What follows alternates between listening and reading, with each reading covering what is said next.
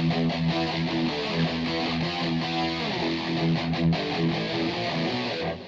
guys, Romney and Reaper here. So yep, I'm back at the Odyssey. Yeah, back in such quick succession. I know. Yeah, I'm about to head into Cineworld to see Nobody 2. Really looking forward to this. You know, very much like the first one. Yeah, it's a very fun film.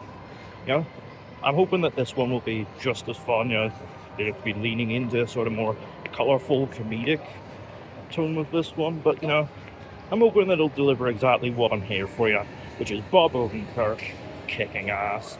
The only way to find out is to head in, get some snacks, and get seated for Nobody 2.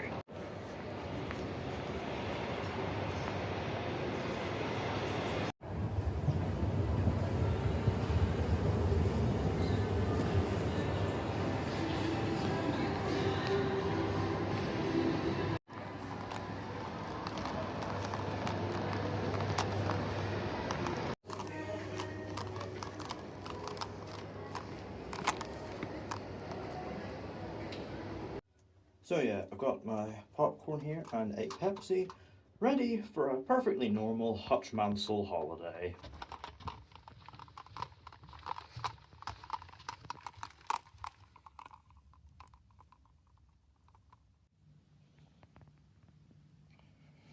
So, Nobody 2. I'm back from seeing it. This is directed by Timo Tchajanto, director of The Night Comes for Us. This is also co-written by Derek Kolstad, who wrote the first film and created the John Wick franchise, and also has, returning from the first film, Tobey Maguire as an executive producer.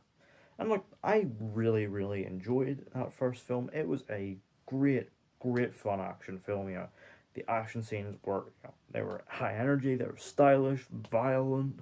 There was also a sort of really fun comedy element to it. But above all else, you know, it was really fun watching Bob Odenkirk play against type in really badass fashion. So obviously, yes, I was down for another round of carnage with a Hutch Mansell. But is this a worthy return for Hutch? Let's find out. So the film sees Hutch carry out various assignments for the barber in order to repay his debts after burning the entire contents of the op shack.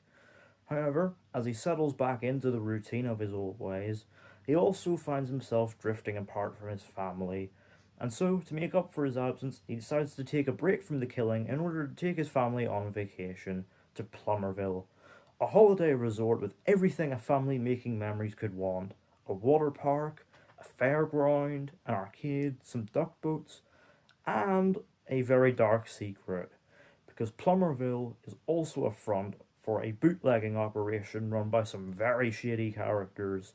And so, Hutch puts his vacation to one side in order to shut down this criminal operation in the only way he knows how: violently.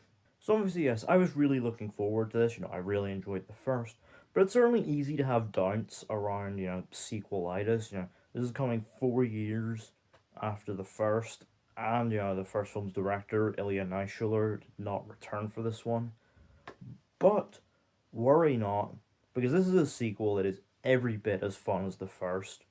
It may not be quite as good a film overall, but it is a film that delivers every ounce of that pure, satisfying thrill that the first had.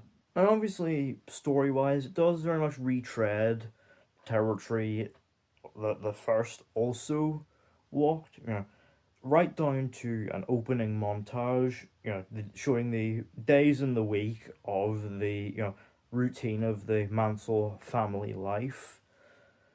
And so yes, it can sort of play like a remix of the first, but there are new elements in here that keep the proceedings fresh. Obviously, most notably, the whole vacation element. You know, the film basically plays like National Lampoon's Vacation, but with more guns and a bigger body count.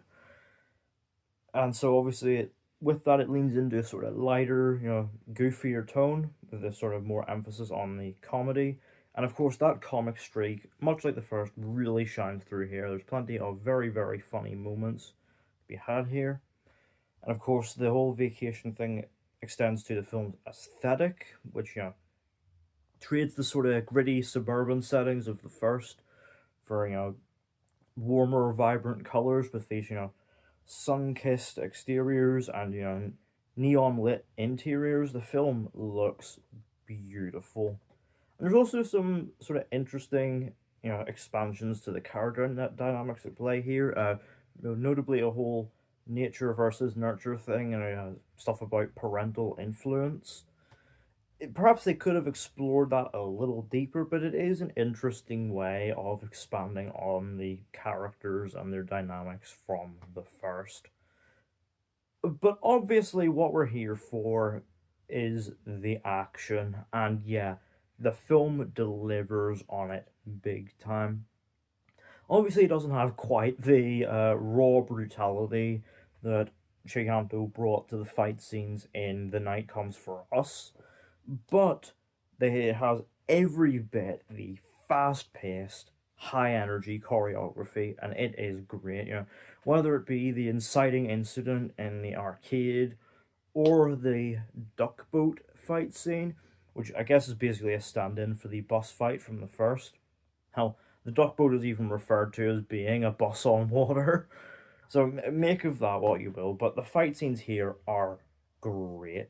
And it helps that once again, Bob Odenkirk really commits to that physicality. He is just such a physically imposing presence, and yeah, it really helps you buy in to the intensity of the fights. But beneath the action, he also does a great job of really selling this, sort of worn out, middle aged family man just trying to enjoy a nice family vacation. And yeah, he's really, really good here. Of course, the supporting cast around him are great too. Obviously, we've got the return of Connie Nielsen as his long suffering wife, Becca. It also has a few little secrets of her own. I liked how they built on her character here, and yeah, Nielsen did a great job.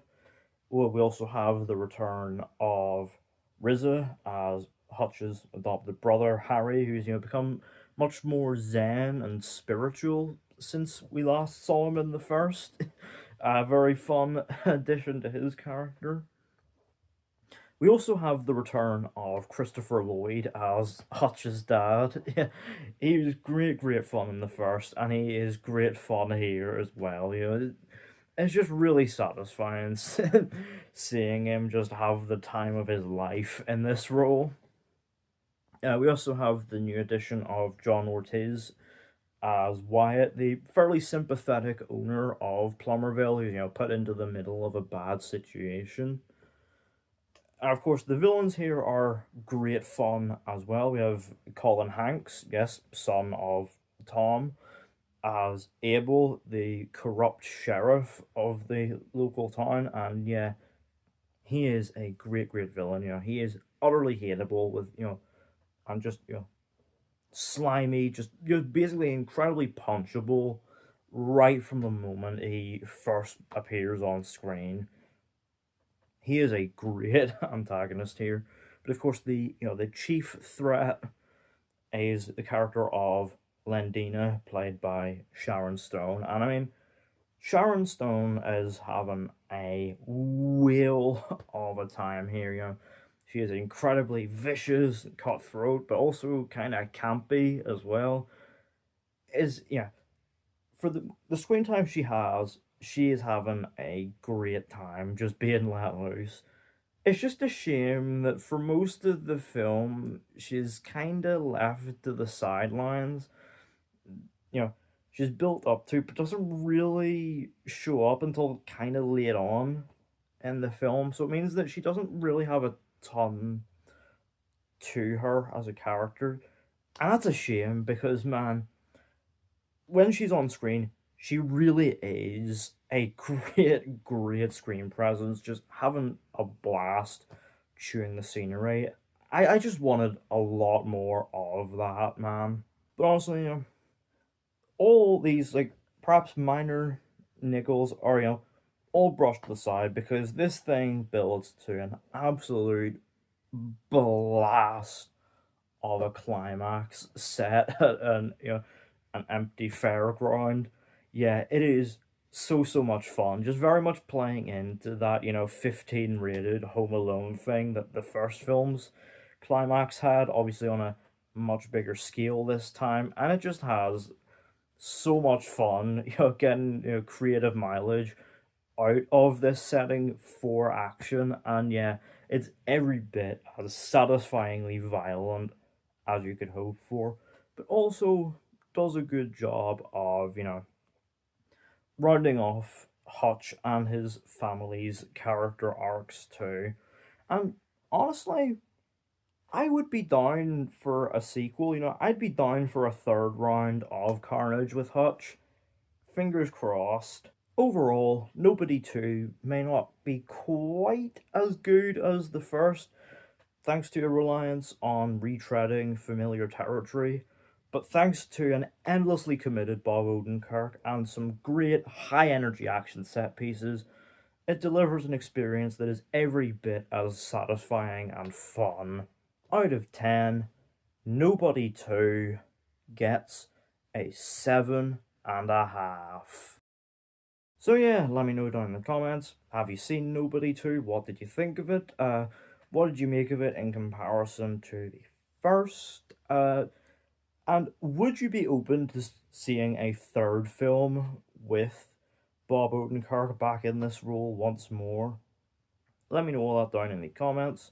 Don't forget to hit the thumbs up button if you enjoyed. Don't forget to hit the subscribe button if you're new, and don't forget to turn on post notifications so you don't miss an upload.